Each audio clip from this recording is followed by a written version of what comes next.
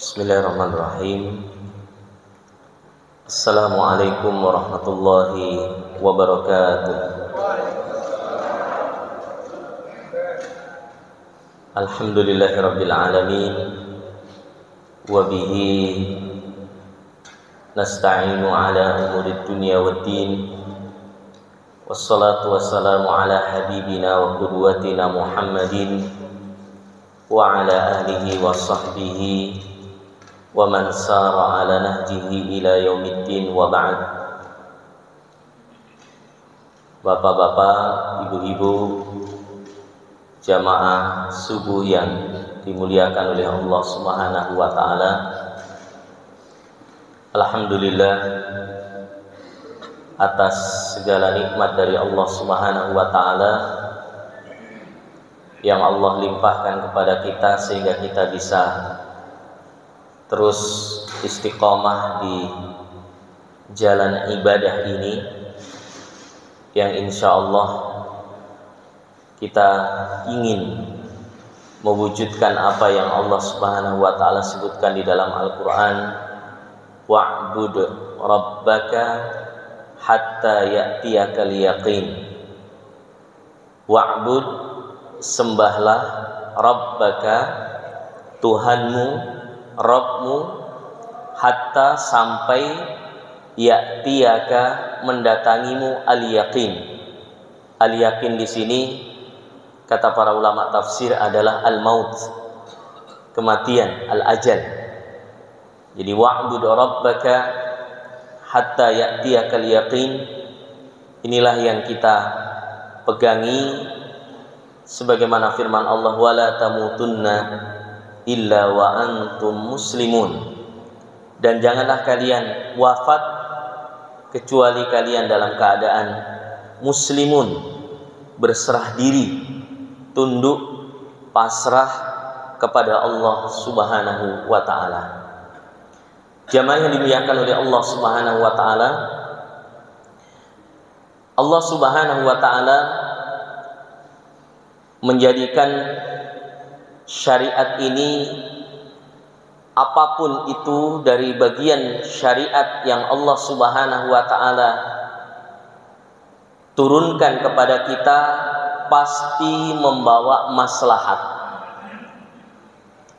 Al-Imam Asy-Syatibi di dalam buku beliau menjelaskan tentang bagaimana syariat itu diturunkan oleh Allah Subhanahu wa taala.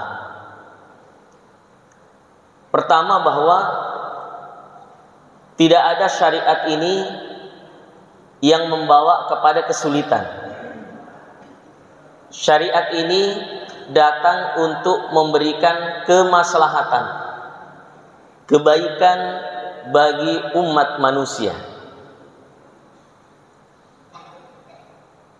Sebagaimana sesuatu yang dilarang oleh Allah Subhanahu wa taala itu pasti mengandung mudarat, pasti mengandung bahaya bagi dunia dan akhirat manusia tersebut atau hamba. Meskipun tidak semua yang dilarang oleh Allah Subhanahu wa taala itu tidak ada manfaatnya.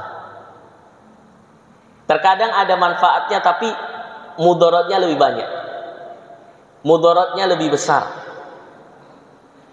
Dan disinilah berlaku sebenarnya antara keimanan seseorang, keyakinan kepada Allah Subhanahu wa taala, dengan ilmu yang terus juga dikembangkan. Ketika Allah Subhanahu wa taala menjelaskan tentang iman misalnya, Allah menggambarkan bagaimana iman itu satu perjuangan, satu pendakian yang tinggi. Dia satu pendakian yang tinggi, satu upaya seseorang untuk sampai kepada derajat yang tinggi, dan itu yang namanya kebaikan, ketaatan, maslahatnya besar tapi juga tantangannya juga besar. Allah mengatakan falaqtahamal aqabah. Tahukah kalian apa itu pendakian? Aqabah itu bukit. Wa ma adraka mal aqabah, tahukah kalian apa itu pendakian itu, bukit itu? Allah menjelaskan tentang amalan kebaikan fakku raqabah, yaitu memerdekakan budak. Di sini kita bisa ambil pelajaran bahwa ya syariat maslahat untuk kebaikan manusia, tapi manusia juga harus melakukan pengorbanan untuk sampai kepada puncak kebaikan tersebut. Bahkan dalam masalah sedekah Allah mengatakan lan tanalul birra hatta tunfiqu mimma tuhibbun. Kalian tidak akan sampai kepada kebajikan yang puncak, lan tanalul birra, kebajikan yang puncak, hatta tunfiqu ma tuhibbun, sampai kalian menginfakkan dari apa yang kalian senangi. Karena biasanya kalau menginfakkan itu sesuatu yang kita sudah tidak butuh, biasanya manusia.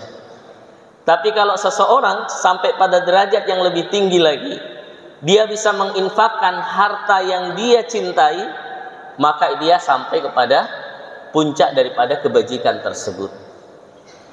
Jamaah yang dimuliakan oleh Allah Subhanahu wa taala, dua hal ini memang membutuhkan yang namanya keyakinan dan keimanan yang kuat. Banyak di antara atau di dalam sejarah ya kita dapati bagaimana ketika Nabi Shallallahu Alaihi Wasallam datang membawa syariat, banyak hal-hal yang tidak sampai kepada akal mereka pada saat itu, tapi karena keimanan yang jalan, iman yang kuat, sehingga sahabat sami'na wa ata'na dan orang kafir berbeda.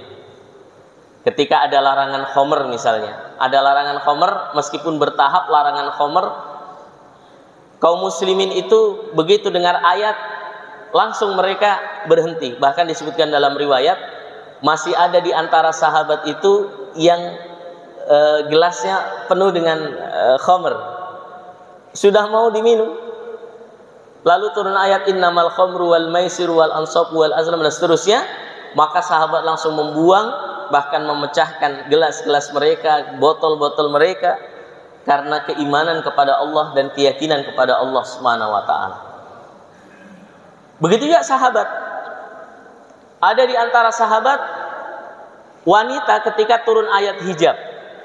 Ayat hijab itu ayat menutup aurat, pakai jilbab menutup aurat. Itu datang kepada, atau waktu itu Umar bin Khattab yang mengusulkan, ya Rasul, alangkah baiknya kalau ummahatul mukminin, ya, istri-istri Rasulullah itu tertutup. Maka turunlah ayat tentang hijab.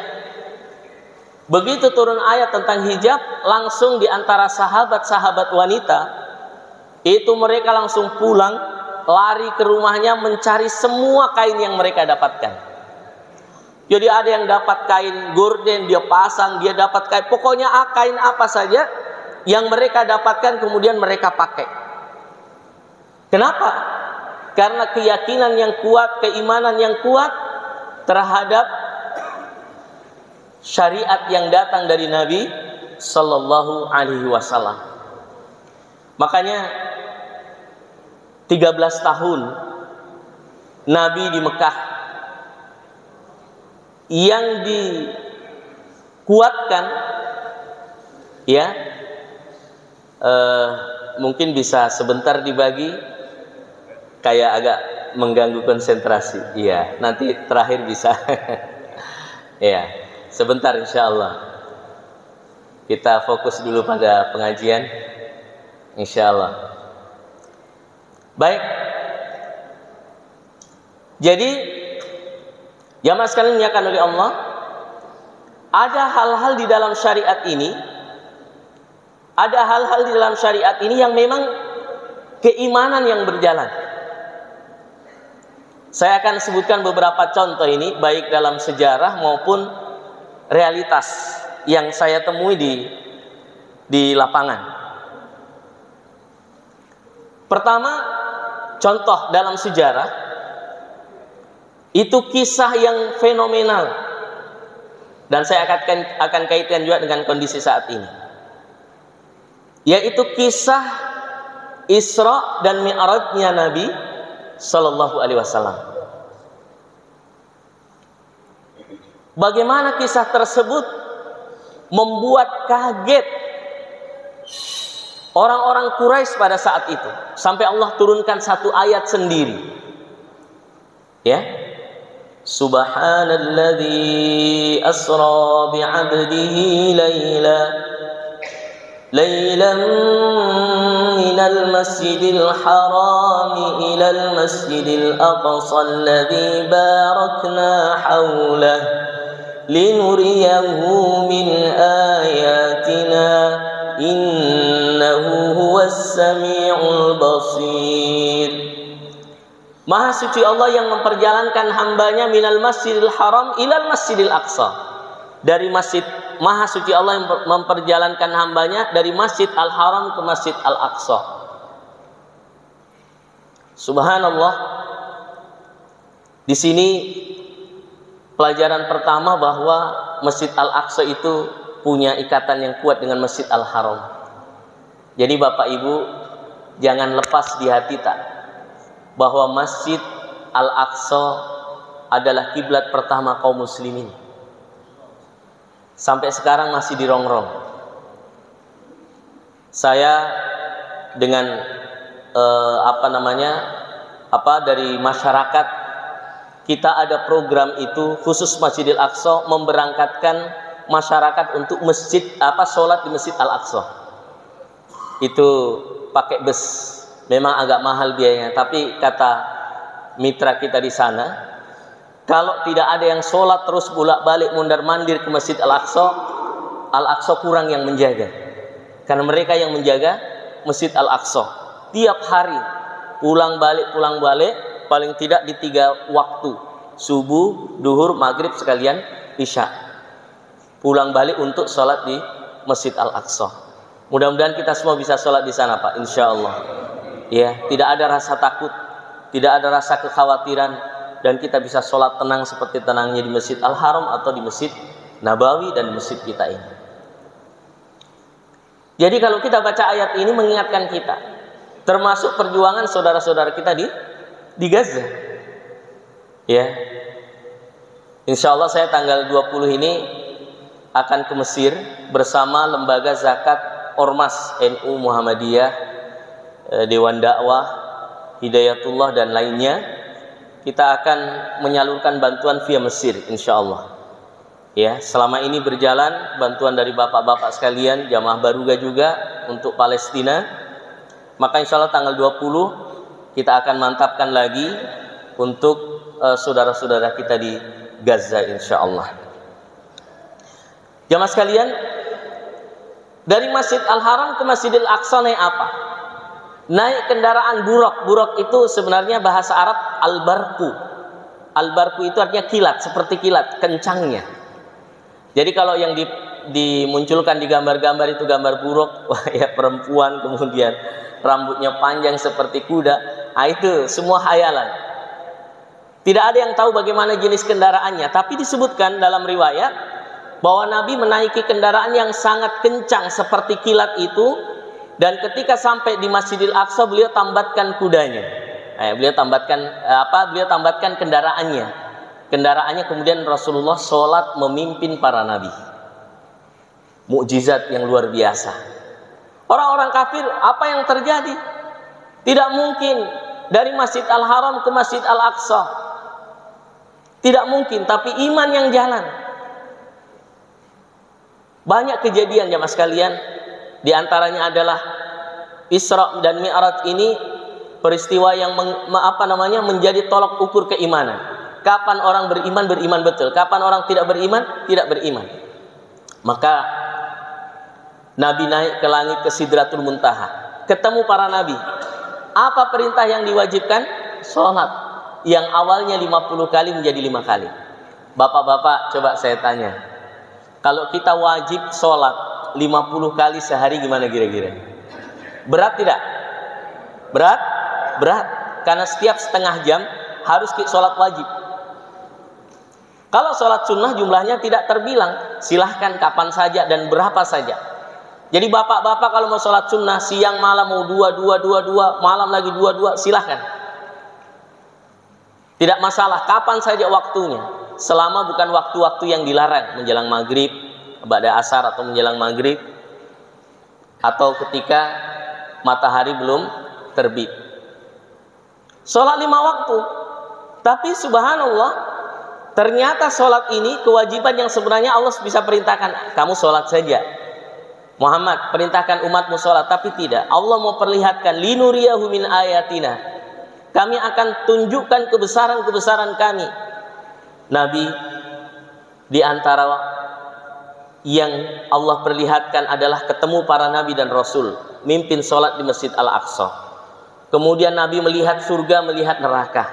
Coba bayangkan, lihat surga, lihat neraka. Nabi bisa berbicara langsung dengan Allah Subhanahu wa taala, mendapatkan ayat itu, mendapatkan perintah salat, naik ke atas, ya, ke Sidratul Muntaha, indaha jannatul ma'wa, yang di sebelahnya ada surga. Subhanallah. Dan di antara wasiat Nabi ketika Isra dan Mi'raj, mungkin ini jarang didengar, riwayatnya panjang, sebagian ulama melemahkan, tetapi kebanyakan karena banyaknya riwayat sehingga derajatnya menjadi hasan. Apa perintah Nabi? Berbekam. Bapak Ibu, jadi di antara perintah Nabi ketika Isra dan Mi'raj itu, selain sholat, setiap Nabi ketemu malaikat, maka malaikat mewasiatkan, ya Rasulullah, wahai Muhammad, wasiatkan umatmu agar mereka berbekam. Berbekam, hijamah. Subhanallah. Linuriyahu min ayatina, untuk ditunjukkan ayat-ayat kami. Maka Abu Bakar dan sahabat tambah yakin mereka, tambah iman mereka. Ini contoh pertama. Contoh kedua, jamaah sekalian diingatkan oleh Allah, bagaimana sesuatu itu kita yakini dengan keimanan. Allah Subhanahu wa taala berfirman tentang Al-Qur'an misalnya. Allah Subhanahu wa taala menyebutkan, wa nunazzilu minal qur'ani ma huwa syifaa'un wa rahmatul lil mu'minin, atau qad ja'atkum mau'izatun mir rabbikum wa syifaa'un lima fis sudur. Wahai orang-orang yang beriman, telah datang kepada kalian mau'izatun mir rabbikum, pelajaran dari Rabbmu, wa syifaa'un lima fis sudur, dan obat bagi apa yang ada di dalam hati kalian. Al-Qur'anul Karim, ya, yang ketika, ya, dia adalah ayat yang diturunkan oleh Allah yang bisa masuk membersihkan jiwa-jiwa kita, Pak. Bahkan Al-Qur'an ini subhanallah, dia sebagai mukjizat, ya. Ada pernah satu keluarga berkelahi, sudah berusaha diislah, diperbaiki, tapi tidak bisa. Pokoknya sudah hampir puncak. Terakhir saya sampaikan begini aja, suami baca Quran terus di rumah, istri baca Quran terus di rumah, dan tidak usah bahas masalahnya. Tidak usah bahas masalah, pokoknya ngaji saja masing-masing, supaya hatinya tenang, hatinya tentram, dan Allah berikan keberkahan. Walhamdulillah. Jadi saya kasih waktu Anda 3 bulan. Bulan pertama Anda rasa nanti bagaimana perubahan di dalam rumah Anda. Maka dia 1 bulan mengaji saja di rumahnya, mengaji, suaminya mengaji, istrinya mengaji. Setelah 1 bulan akhirnya tidak dilanjutkan itu masalah, selesai dengan sendirinya. Kenapa? Al-Quran mubarak, anzalnahu mubarakun. Apalagi dekat-dekat Lailatul Qadar ini, Ramadan, diturunkan Al-Quran, Pak. Subhanallah. Ma anzalna alaikal Qur'ana litashqa. Dia akan bisa membersihkan kolbu kita dan mengobati fisik kita, Pak, asal kita yakin. Terkait dengan ini, kemukjizatan Al-Quran memang terkait dengan keimanan.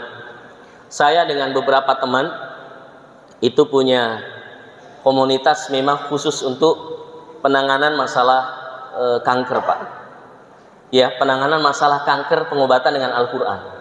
Subhanallah, hasil uji coba teman-teman, karena memang keyakinan yang kuat, ya kadang tidak masuk akal, Pak.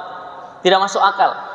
Orang sudah seperti ini, sudah stadium ini, dibacakan Al-Quran. Tapi syaratnya keluarganya dan orangnya harus yakin juga dengan pengobatan Al-Quran itu. Selain tentu tidak menghilangkan pengobatan-pengobatan yang ada, tapi dengan Al-Quran biidnillah. Baru-baru ya saya seminar dengan Prof. Feni, saya dengan salah satu teman dari Jakarta di Gedung Pola, membahas bagaimana pengaruh Al-Quran terhadap fisik secara qalbu, jelas seperti yang saya jelaskan tadi. Di antara fakta-fakta yang menarik, banyak sekali kasus-kasus yang ya istilahnya sudah ya stadium macam-macam, ya sudah juga melakukan pengobatan apapun, kemudian dikuatkan lagi dengan pengobatan Al-Quran. Subhanallah, banyak sekali yang bisa mendapatkan manfaat. Subhanallah, ini hasil tajrubah, hasil pengalaman kita, sharing dengan teman maupun apa yang kita temui di lapangan. Maka Al-Quran ini Bapak Ibu, kemukjizatannya luar biasa.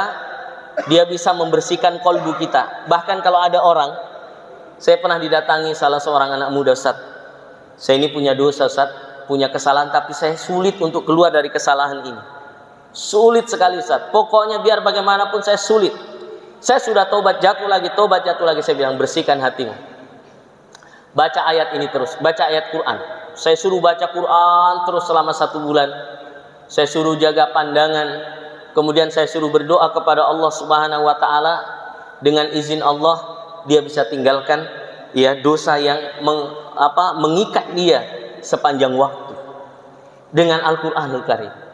Makanya ya, kalau ada hal-hal yang hati kita tidak tenang, hati kita berat, kita mulai Pak dengan Al-Quran Pak. Selain dipahami makna-maknanya, kita kuatkan Pak. Al-Quran ini betul-betul menghujan dalam diri kita.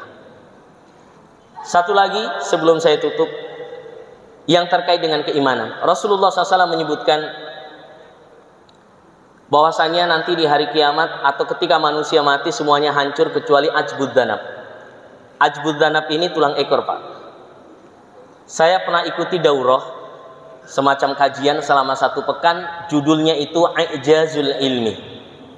I'jazul Ilmi ini adalah ayat-ayat dan hadis-hadis yang secara ilmu pengetahuan diuji terus, ya, diuji terus. Maka ada seorang syekh di Yaman, namanya Syekh Az-Zindani. Dia punya tim, profesor-profesor punya tim. Kemudian dia meneliti tentang hadis Nabi ini, ajbud danab. Ajbud danab, tulang ekor. Apa betul tulang ekor ini tidak hilang betul kehidupannya sampai hari kiamat nanti? Karena nanti kalau datang hari kiamat, turun hujan kehidupan, maka tulang ekor itu akan menjadi tumbuh. Maka Syekh Az-Zindani ini, ya, yang menceritakan ini menantunya, karena menantunya yang mengisi kepada saya waktu itu. Dia menceritakan bagaimana dia mau membuktikan ini. Maka dia bersama tim dengan bidang spesifikasi ilmu masing-masing, ya, bisa ada yang meneliti ini. Dia datang kepada ahli kimia. Apa bahan kimia yang paling kuat untuk menghancurkan tulang? Maka disebutkanlah bahan kimia tersebut. Dia beli tulang kambing biasa, tulang sapi biasa, kemudian tulang ekornya juga. Dia kasih masuk dalam tempat gitu, seperti drum, lama begitu. Sekian bulan baru dibuka. Subhanallah, begitu dibuka, ditelitilah oleh yang ahli, ya, meneliti sel atau sesuatu yang sangat halus, diteliti. Ternyata penjelasan daripada syekh tersebut dengan tim yang ada, tulang-tulang biasa itu sama sekali tidak ada kehidupan. Tapi yang bagian belakang tulang ekornya masih ada kehidupan. Pokoknya masih ada kehidupan. Itu bukan manusia yang diteliti, binatang. Tentu orang yang beriman akan semakin yakin bagaimana Allah Subhanahu wa taala menyebutkan, Nabi SAW menyebutkan itu. Maka sisa fokus menuntut ilmu, ibadah, dan saya berharap dari Baruga ini ke depan, Pak Ilham dan yang lainnya, harus ada juga nanti yang muncul sebagai pendakwah. Saya berharap begitu. Bukan, ya, insya Allah ilmunya luar biasa, tapi saya berharap ke depan dari Baruga ada muncul juga ustadz-ustadz yang bisa juga berdakwah di tempat lain. Karena hal-hal yang lain kan insya Allah sudah aman, sisa ilmu dan dakwah. Insya Allah, mudah-mudahan semuanya jadi dai di tempat masing-masing, di lingkungan masing-masing. Dan kalau tidak ada khotib, tidak usah pusing. Pokoknya harus ada standby di sini khotib-khotib kita. Subhanallah, sudah lama kita duduk-duduk sama-sama di masjid ini. Barakallahu fikum, jazakumullah khair. Assalamualaikum warahmatullahi wabarakatuh.